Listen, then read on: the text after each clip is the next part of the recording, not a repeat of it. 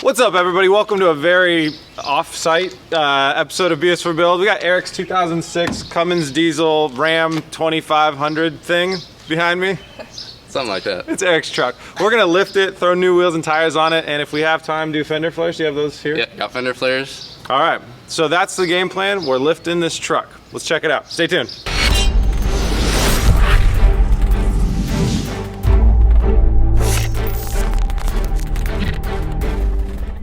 So this is Eric's truck. The really cool part that I like about it is the massive Cummins diesel. I guess these aren't that massive, but that's right up here. Eric, how much horsepower and torque is this?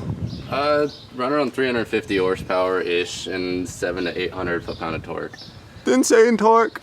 So this is really, really cool. It gets great gas mileage and also sorts of other good benefits of running the diesel. And later on, you're gonna upgrade turbos and all sorts of fun stuff, right? Yeah, I'll probably end up adding a second turbo on top of that other one there. I've already kind of done some of the supporting modifications. That way I can just kind of start piecing things together and throwing it on there. See guys, sequential turbos are awesome. All right, so coming back around, what we're gonna be doing today is rough country lift kit. Do we get what, 3-inch lift kit? 3-inch. New fender flares and new wheels and tires. Tires provided by Treadwright. I'll talk about that a little bit later, but that's about the size of what we're gonna be doing. So yeah, we're gonna go ahead and get started here on the back and start doing suspension on the back. All right, it doesn't seem like we did too much, but this is actually way harder than it looks. So lifting a lifted truck. Wait, is this truck lifted or is it just a... No, it's stock suspension. Stock suspension, but it's such a high up thing that, and it weighs so much. And for some reason we're on a slanted street, but whatever, let's not think about that. So anyways, stacked a bunch of wood on the jack there. That's the biggest jack we could buy. So that's up, lifted the back up, through the jack stands under here, and it's holding for now. So the idea is, you know, don't stick any body parts under the truck, and let's keep on working. So pull the wheels off next and then review suspension. Yep. Here's what it looks like with the wheel off, and we're going to be working on this rear suspension first. This is going to be a case of we're going to figure out how to do it on this side, and then we'll go to the other side and show you guys how to do it. But this is what makes up the kit for the rear. All of these suspension components for this lift kit are provided by Rough Country. Big thanks to Rough Country for hooking us up with these items. I'm sure Eric is very pleased about that. Yeah. And we will put a link to the description to Rough Country's just general website, as well as if you do have a Ram 2500, we'll put a link to the lift kit that they provided us. And this is a 3-inch lift, right? Yep. 3-inch lift. So again, big thanks to Rough Country. That's super awesome. So we're gonna go ahead and get this side busted out, and then we'll go to the other side and explain how it's done.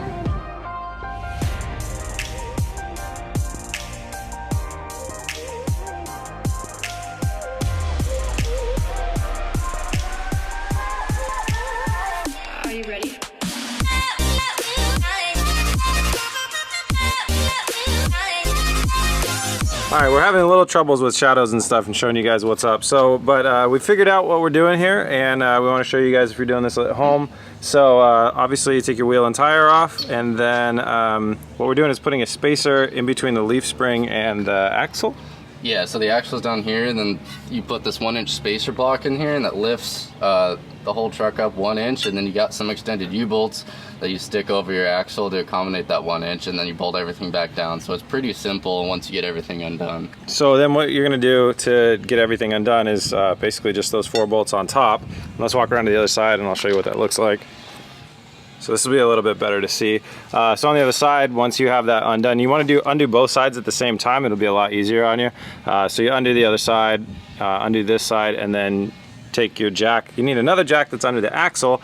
Lower that down a little bit, and then the axle will drop down away from your leaf springs. You can see that little gap right there. That's where you put that block, and then you put the U-bolts around it.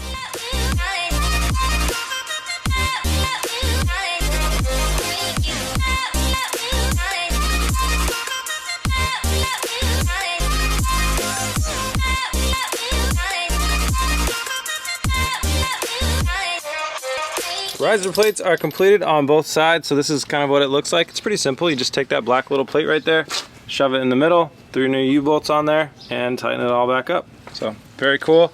So that's done. The next thing we got to do are these shocks right here.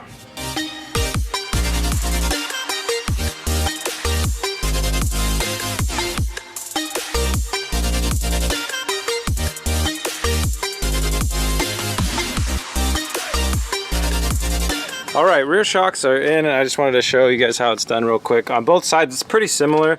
There's a bolt up top there, and it's got a flag nut on the back, so you just go ahead and undo that bolt with your impact wrench. And then down here, you have a nut and bolt that attaches it. Go ahead and pull off your rear ones. If they get sticky and they make problems, just use the jack to wiggle around the rear axle a little bit, compress it, decompress it, and that'll help it get out of there. So yeah, there's one on this side and one on the other side. It's pretty simple stuff. Now that we have that done, we're gonna go ahead and put the wheels and new tires on. I forgot, before we do wheels and tires, we're gonna do new fender flares. So Eric's gonna take off the mud flap and the old fender flare, and then we're gonna throw some new fender flares on.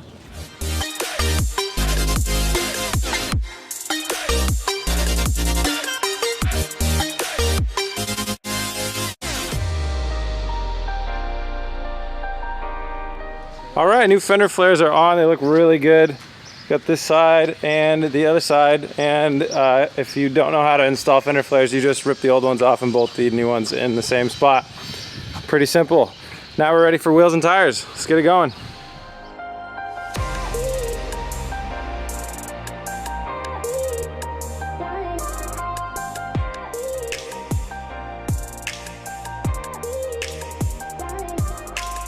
All right, we got wheels and tires on the car. Looks fantastic. They're like exactly flush here. It's really cool. Nice wheel and tire choice. So, Eric, what size tires are these? 35s? Those are 35, 12.5 wide on an 18-inch rim. These tires are provided by our favorite tire company, Treadwright. I will put a link in the description. If you guys don't know, Treadwright specializes in building very economically priced remolded tires. So they start with a premium tire, like for instance what like Eric had on there before. Once that tire runs out, they take a tire like that, they strip it down, they check the steel belting's all good, and then they remold all this tread on here and this other stuff like that to give you a really good tire at a really good price. So thanks so much for Treadwright for sending these out to us. I have put several thousand miles on mine. And I told you guys I would give you a review, and they're awesome. There's not too much road noise. They handled great in the snow. They're amazing in the snow. I've taken them off-road. I've taken them through water, all sorts of great stuff. And I'm so happy with them. So obviously then when it came time for Eric to get his tires, we went with Treadwright. We got another set. So thanks to Treadwright for sending those out, guys. There's a link in the description. There's also a special Memorial Day sale going on. So if you're watching this live,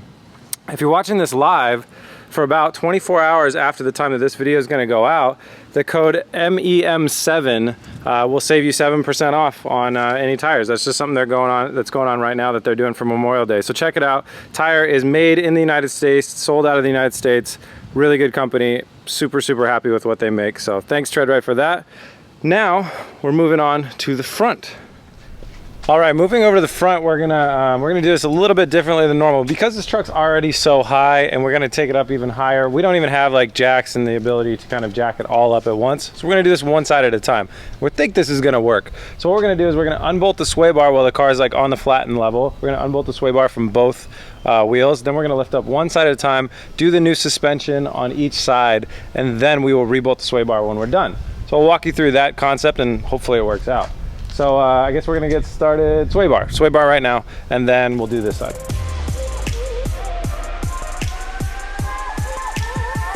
Are you ready?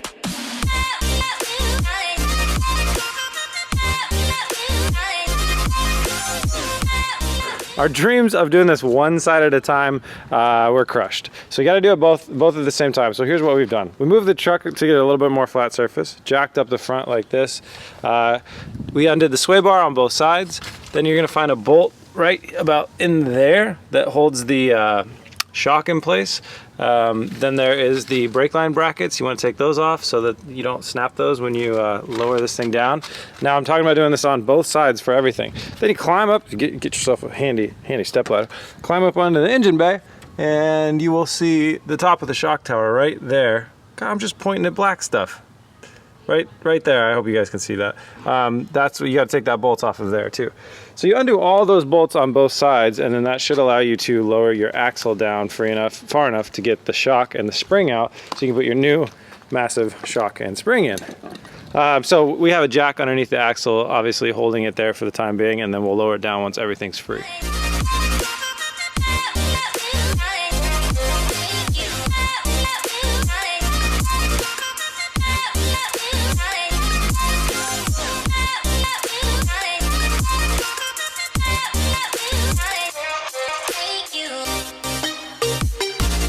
ran into our first problem with doing this. So as you can see, we've got all the spring and shock and everything out of the car, and we're ready to put the new spring in. But new springs are pretty awesomely large, so we had to take a break and go get a spring compressor.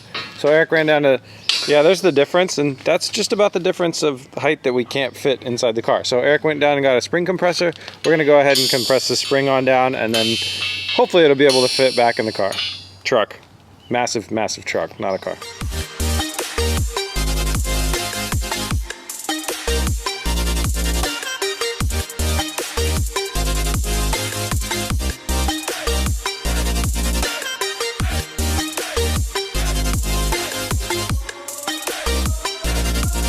After some quick work with the spring compressor, we got the springs in there nicely. I wanted to mention that, so what Eric did to let us take the shock out through the top here, so the shock goes in the middle of this thing, and we could take it out through the top if you take off this kind of top hat bolt thing. So you jump inside the cabin of this, not the cabin, the engine bay, and jump on this thing. You can take that off, and then that allows you to take the shock in and out through the top.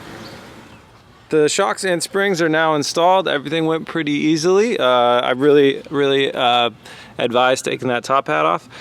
So those are in, everything's getting back together. We got the sway bar hooked back up. And while the wheels and tires are off now, we're gonna go ahead and install the fender flares on both sides.